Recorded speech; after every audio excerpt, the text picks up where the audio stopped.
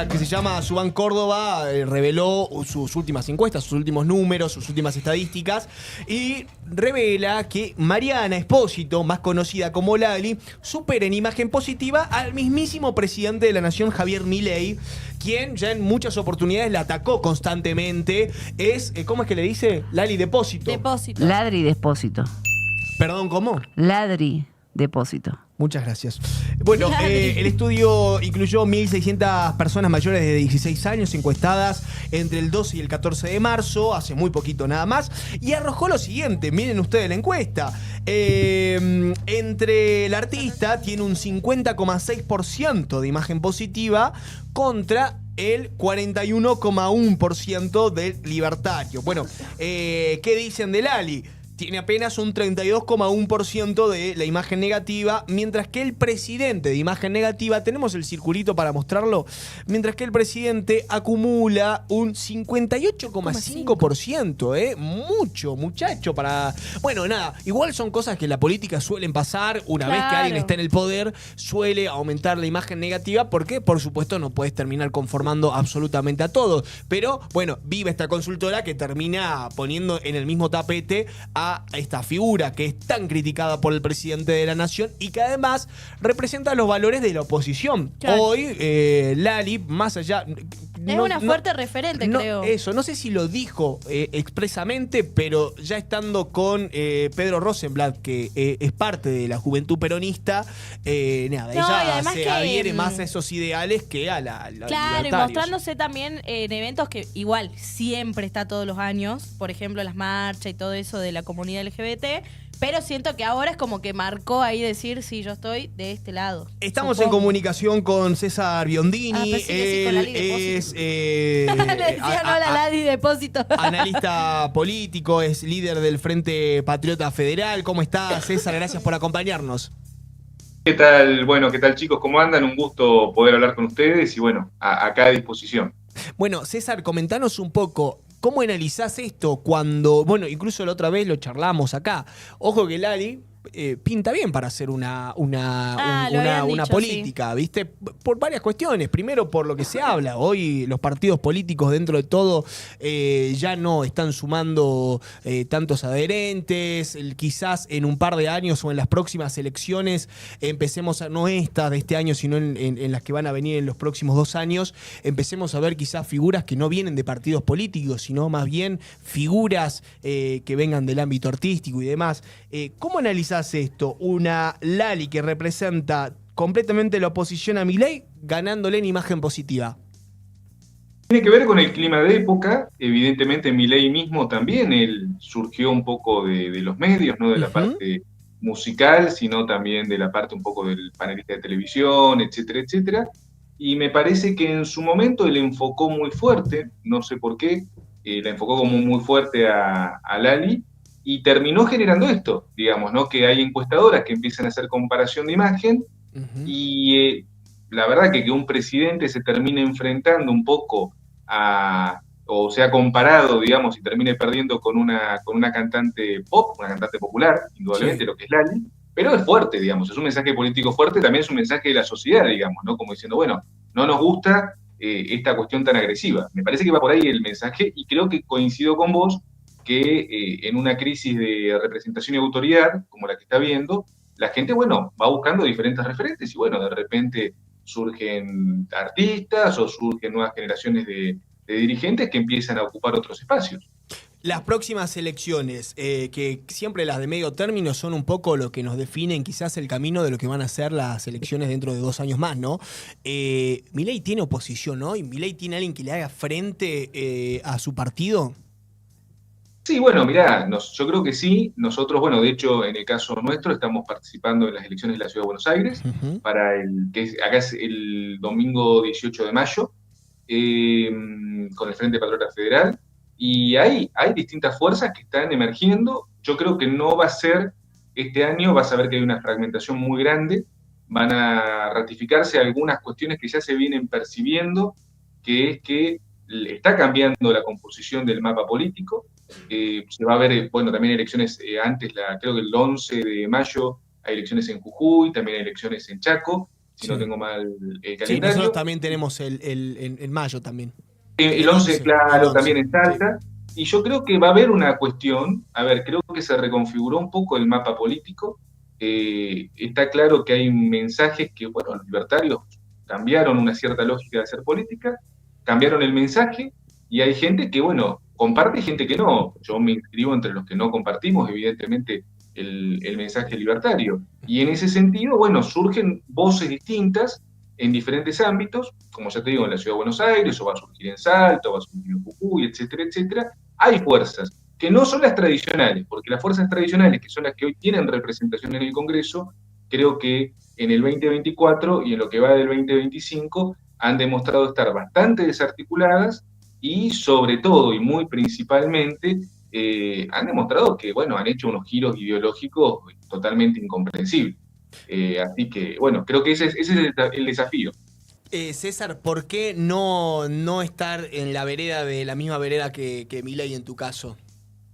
Bueno, en mi caso yo soy, digamos, ideológicamente soy nacionalista. Como nacionalista creo en una patria fuerte, creo en un Estado presente. No creo, o sea, soy enemigo de la corrupción, no formamos parte del gobierno anterior ni de ningún anterior, pero sí creo que Milei con el tema de la motosierra ha generado una gran tragedia a nivel social. Se incrementó la pobreza estructural, se incrementó la indigencia. Este es un dato muy importante porque el aumento de la pobreza puede ser achacado a diferentes cuestiones, pero la indigencia es estructural. Cuando alguien cae en la indigencia, ya digamos, cae en un lugar mucho más oscuro, mucho más peligroso y mucho más difícil de poder salir. Para que ustedes se den una idea, y esto es muy importante en el aspecto de ciertas consecuencias. Ayer recordamos lo que fue el 24 de marzo. Bueno, cuando el gobierno militar da el golpe de Estado, había un 8% de pobreza en el país. Cuando termina el gobierno militar, había un 20%. Las políticas que está implementando Milei, y me hago cargo de lo que yo digo, son muy similares en términos económicos, estrictamente estoy hablando, a esas políticas que se aplicó en su momento Martínez de Oz. De hecho, por ejemplo, Salta es una provincia industrial, pero hoy por hoy está sufriendo también las consecuencias de los recortes, de la paralización de la obra pública, de la estigmatización de lo nacional y de la promoción de lo extranjero como si fuera algo mejor. Bueno, lamentablemente es más o menos lo mismo, es el mismo discurso que se manejaba hace 49 años y que derivó en lo que derivó. Entonces, y aparte una cuestión, y con esto te cierro el concepto, también hay un enorme crecimiento de un espíritu autocrático por parte de Milei, está gobernando casi exclusivamente por decreto, y bueno, después con mucha presión sobre el Congreso para que le aprueben lo que le tienen que aprobar. Estamos viendo lo del FMI, que ya estamos, no usan más el término blindaje, ahora le dicen muro de dólares, digamos. Ciudad de Buenos Aires, que la otra vez vuelve a reaparecer Larreta con... hay mucho olor a pis, dice, en la ciudad. Claramente hay muchas críticas con el gobierno de Jorge Macri. ¿Cómo lo estás viendo vos a eso?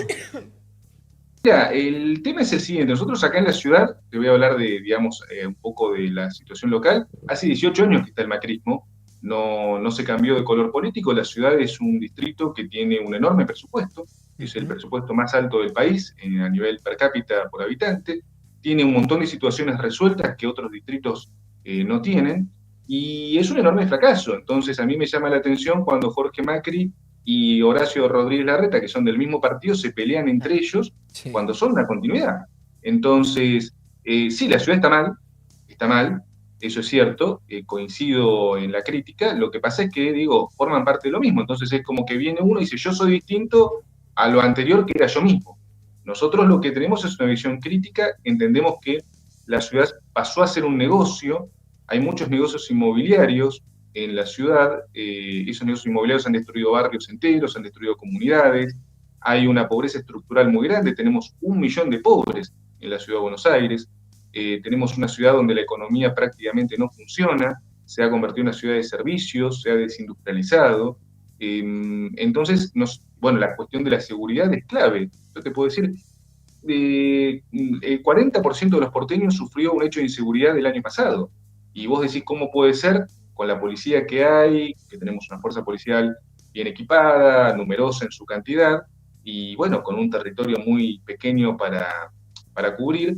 Pero bueno, la capital tiene la particularidad de que hay barrios que han sido abandonados, que son los barrios del sur, que son las comunas, digamos, más alejadas, y lo que ha hecho el macrismo se ha dedicado a gobernar para ciertos espacios que ni siquiera te diría que son hoy por hoy incluso espacios protegidos, porque Puerto Madero, que es un poco el símbolo de la parte más importante de la ciudad, o sea, de la parte más moderna, hoy por hoy a la noche te cruzás con gente que está consumiendo paco, que está en la ruina, que está en la Terrible pobreza. eso, terrible. Y entonces decís, Aparte, Puerto está Puerto Madero está al Madero. lado de una villa grande, digamos, de villas grandes, y siempre se tiene también a pensar o a decir que sale, es el rejunte de la gente, ¿me entendés? Que sale Pero por el tema de adicciones. porque hoy sí es el mismo gobierno, pero la gente todavía dice, che, no, con Larreta estábamos mucho mejor. Digo, porque incluso dentro del gobierno de Jorge Macri o dentro del gobierno de la Ciudad de Buenos Aires está muy convulsionado este cambio, ¿no? Porque Macri ha traído a todo su equipo, a toda su gente,